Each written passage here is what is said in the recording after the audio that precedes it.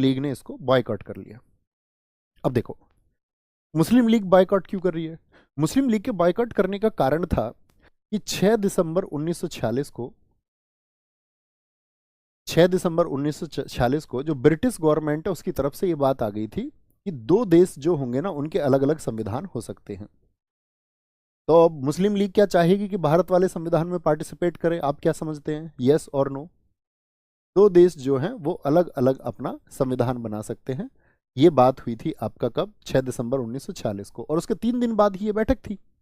तो आप कहेंगे मुस्लिम लीग इसका बहिष्कार करेगी, लेकिन फिर भी जो ये संविधान सभा है इसने वेट किया कि मुस्लिम लीग एक ना एक दिन मान जाएगी और मुस्लिम लीग आकर के इस संविधान सभा को जरूर ज्वाइन करेगी।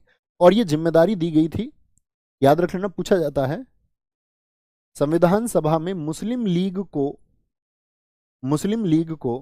राजी करने के लिए या बोले मुस्लिम लीग को मनाने के लिए किसको जिम्मेदारी दी गई थी? मुस्लिम लीग को मनाने के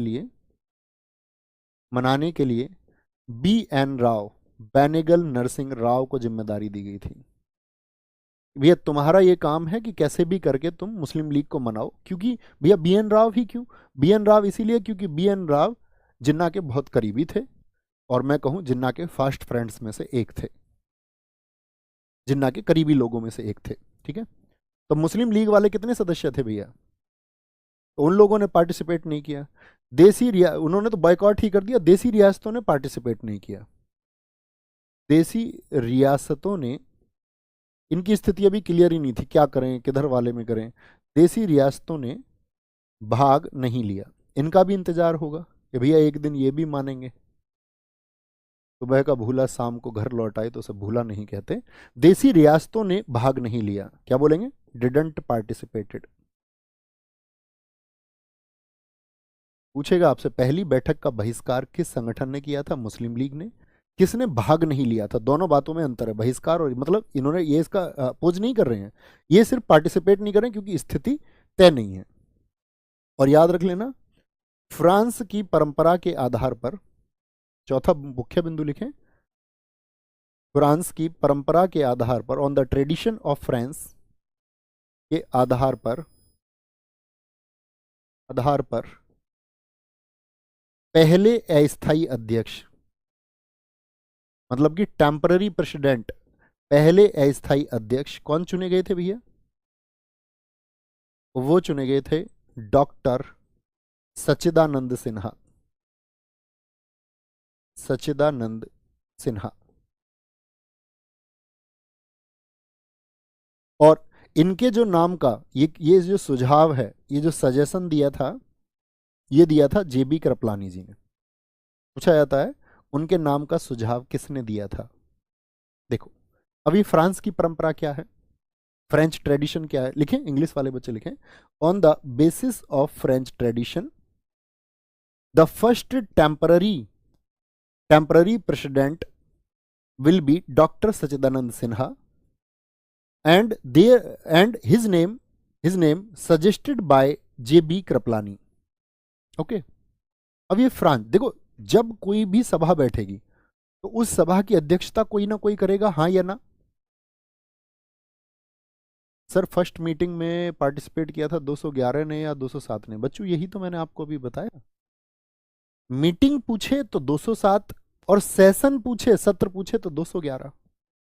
अब तुम लोग काम नहीं करते हो, कल नहीं बताया, सुनने पे ज्यादा गौर देना है, बोलने पे नहीं। तो वहां पे क्या होता था कि बहुत सारे लोगों में इस बात को लेकर के ये कॉन्ट्रडिक्शन हुआ कि भाई अध्यक्ष ये होने चाहिए, इनको ज़्यादा नॉलेज है, ये होने चाहिए। लेकिन फ्रेंच में या अमेरिका में भी ये रहा वहाँ के कॉन्स्टिट्यूशन बनने में कि वहाँ पर क्या किया गया था फ्रांस में कि उनकी जो कॉन्स्टिट्यूएंट असेंबली थी उस संविधान सभा में जो सबसे बुजुर्ग व्यक्ति थे, तो क्या कारण रहा सच्चिदानंद सिन्हा जी के चुने जाने का कारण? कि वो सबसे बुजुर्ग व्यक्ति थे उन सभी लोगों में। तो JB कृपलानी जी ने बोला कि फ्रेंच जो परंपरा है उसके आधार पर हमको सच्चिदानंद सिन्हा जी को चुनना चाहिए, और सच्चिदानंद सिन्हा जी हो गए पहले अस्थायी अध्यक्ष। और जो पहला यहां पर स्पीच जब सच्चिदानंद सिन्हा जी का हुआ, आप समझ सकते हैं ये अस्वस्थ व्यक्ति थे, मतलब इनका स्वास्थ्य ठीक नहीं रहता था। और इनका जब स्वास्थ्य ठीक नहीं रहता था मेरी तरह, तो याद रखना जब इनका स्वास्थ्य ठीक नहीं रहता था तो ये अपना एक लिखित जो इनको भाषण वहां पर पढ़ना था, तो लिखित भाषण जब इनको पढ़ना था तो इन्होंने ये बोल दिया था कि भाई जरूरी नहीं है कि मैं अपने इस स्पीच को पूरा कर भी पाऊं या नहीं कर पाऊं, और अगर मैं अपनी स्पीच पूरी नहीं कर पाया तो उन्होंने कहा कि बीएन राव इस स्पीच को पूरा करेंगे, मतलब स्पीच तो पूरी होगी, या तो मैं पूरी पढ़ लूंगा, नहीं पढ़ पाया तो बेनेगल नरसिंह राव पढ़ेंगे। इतने अस्वस्थ थे, आप समझ सकते हैं, इतने बुजुर्ग व्यक्ति थे। और फिर उन्होंने पूरी संविधान सभा का जो धन्यवाद व्यक्त किया वहां पर खड़े होकर के, और उन्होंने कहा कि हम सभी देशों के संविधानों को बहुत ध्यान से पढ़ेंगे, ठीक है। और साथ में उन्होंने अमेरिका का जो संविधान था, अमेरिका का संविधान कब कब बना था बताएं जरा। 1787 में जो फिलाडेल्फिया सम्मेलन हुआ था, कहीं किनारे पे लिखो अपने नोट्स में, 1787 में अमेरिका के संविधान के बनने के लिए फिलाडेल्फिया सम्मेलन हुआ। तो 1787 उन्होंने फिलाडेल्फिया सम्मेलन का भी यहां पर जिक्र किया।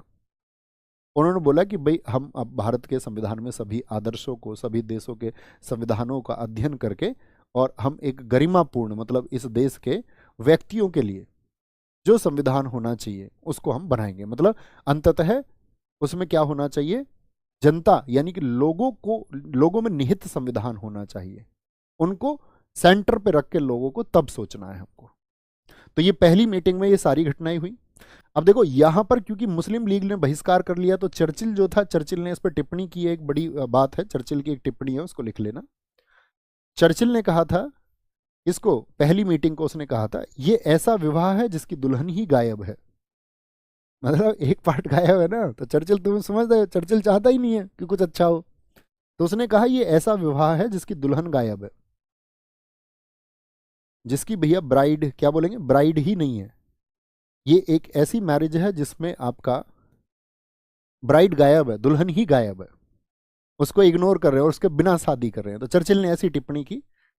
फिलहाल बात यह है कि पहली मीटिंग के दिन क्या क्या हुआ ये मैंने आपको बता दिया, कि वेवेल चाहते थे उद्घाटन करें, लेकिन कांग्रेस ने कहा नहीं हम खुद करेंगे। और फाइनली सबसे बुजुर्ग व्यक्ति कौन थे, सच्चिदानंद सिन्हा जी, उनको अध्यक्ष चुना गया। अगली बात, यहां पर अगली बात क्या है, जैसे मैं आपसे कहूं कि दूसरी बैठक कब हुई थी तो उसकी डेट आप मुझे बताएं, और दूसरी बैठक के क्या की पॉइंट्स रहे। दूसरी बैठक हुई थी आपका सेकंड मीटिंग। अच्छा ऐसे सब तो लिख सकते हो ना, इनको तो इंग्लिश में लिखने की जरूरत नहीं है। सेकंड मीटिंग, इतने समझदार तुम हो गए, क्या लिखने की जरूरत है। बोले भैया लिख ही दो, क्या जाता है तुम्हारा, कुछ घिस थोड़ी ना जाएगा। 11 दिसंबर 1946, 11th ऑफ दिसंबर 1946 को, यानी कि कहने का मतलब है पहली हुई 9 को, तो 9, 10 और 11 तीसरे दिन तक सच्चिदानंद सिन्हा अध्यक्ष थे। उनकी बड़ी तारीफें हुई, उन्होंने लोगों को बड़ा मोटिवेट किया काम करने के लिए। तो 11 दिसंबर 1946 को क्या क्या यहां पर बातें हुई। पहली बात, स्थायी अध्यक्ष सर्वसम्मति से चुने गए थे। यहां पर परमानेंट मेंबर, स्थायी अध्यक्ष राजेंद्र प्रसाद जी चुने गए, राजेंद्र प्रसाद चुने गए, ठीक है। यानी कि permanent member will be, permanent member बोल रहा हूं, president, permanent president will be, और यही भारत के पहले राष्ट्रपति भी बने थे, आपको पता होना चाहिए। यहीं पर साथी जो आपका उपाध्यक्ष चुने गए, उपाध्यक्ष याद रखना, यहां पर दो टर्म आती हैं, बड़ा अच्छा प्रश्न बनता है। निर्वाचित उपाध्यक्ष कौन थे, जिनको चुना गया था, यानी कि वाइस प्रेसिडेंट जो इलेक्टेड थे, वाइस प्रेसिडेंट इलेक्टेड जो चुने गए थे संविधान सभा के द्वारा, वो थे आपका यहां पर कौन, वो थे आपका क्या बोलेंगे, H.C. Mukherjee, H.C. Mukherjee, okay. लेकिन दूसरी टर्म आएगी, जब तक ये स्थायी उपाध्यक्ष नहीं हुए थे तब तक एक उपाध्यक्ष आपका मनोनीत भी हुए थे। अभी मैं आपको प्रश्न दिखाऊंगा, एक आयोग ने बड़ा शानदार प्रश्न पूछा है जब हम क्वेश्चन प्रैक्टिस करेंगे। उपाध्यक्ष मनोनीत कौन थे, तो मनोनीत का मतलब जो वाइस प्रेसिडेंट थे। नॉमिनेटेड कौन थे, नॉमिनेटेड, तो नॉमिनेटेड थे आपका F.R. एंथनी, जिनको हम फ्रैंक एंथनी के नाम से जानते हैं। फ्रैंक एंथनी ये बंगाल विधानसभा से थे, फ्रैंक एंथनी। ठीक है, यहां पर तीसरी बात आती है संविधान सभा के सलाहकार। सलाहकार कौन चुने गए थे? यानी कि जो एडवाइजर थे, जो सलाह देने का काम करेंगे, वो कौन है? वो BN राव, अर्थात बेनेगल नरसिंह राव, जिनको मुस्लिम लीग को मनाने की जिम्मेदारी भी दी गई थी। क्या मुस्लिम लीग मान गया था? आप कहेंगे नहीं भैया, कैसे मान जाता, अंग्रेजों ने जब घोषणा ही ऐसी कर दी।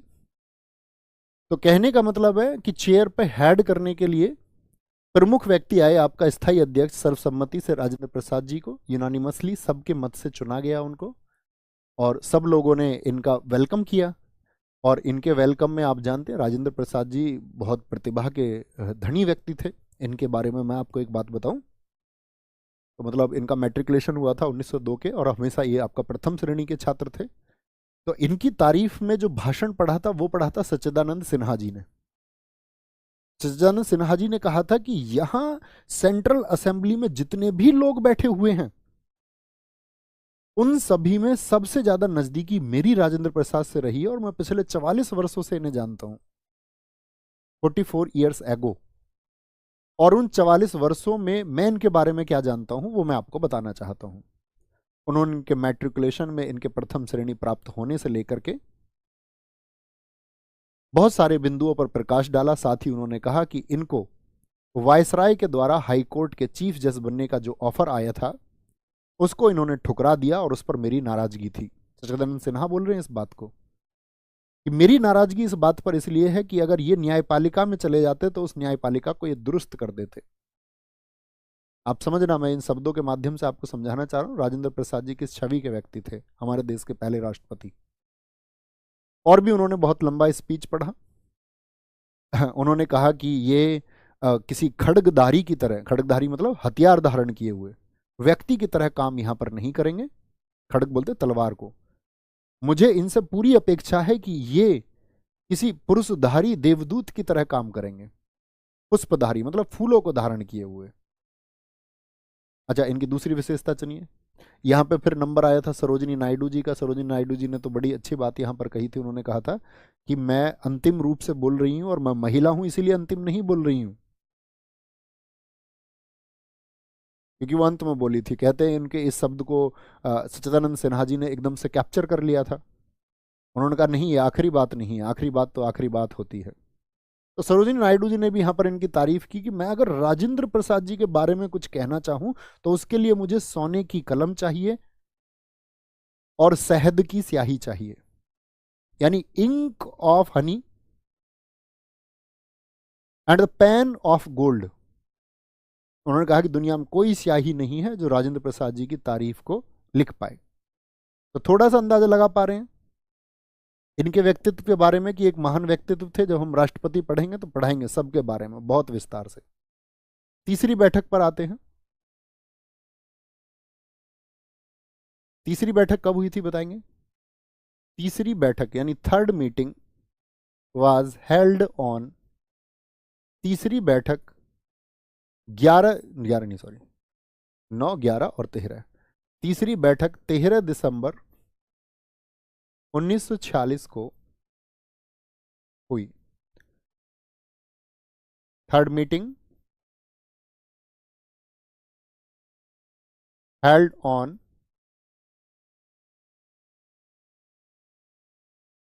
13th of December 1946। इसमें क्या हुआ था जरा बताएं। यहां पर सबसे बड़ी बात हुई थी उद्देश्य प्रस्ताव, ऑब्जेक्टिव रेजोल्यूशन जिसको हम बोलते हैं, उद्देश्य प्रस्ताव पेश किया गया। मेरा आपसे प्रश्न है, उद्देश्य प्रस्ताव को सबसे पहले किसने समर्थन दिया था? फटाफट से आंसर करें।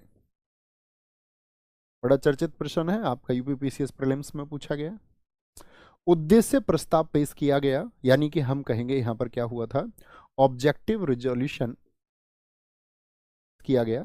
नोट करना, लिखा किसी ने सबसे पहले, समर्थन किसने दिया? जवाहरलाल नेहरू जी कह रहे हैं। देखो प्रश्न भी नहीं सुन रहे, मैं नहीं कह रहा आपसे, पेश किसने किया। यहां पे दो चीजें आएंगी आपका, इसको पेश यानी प्रेजेंट किसने किया था, तो पेश किया था इसको नेहरू जी ने। आपने मेरा प्रश्न ही नहीं सुना।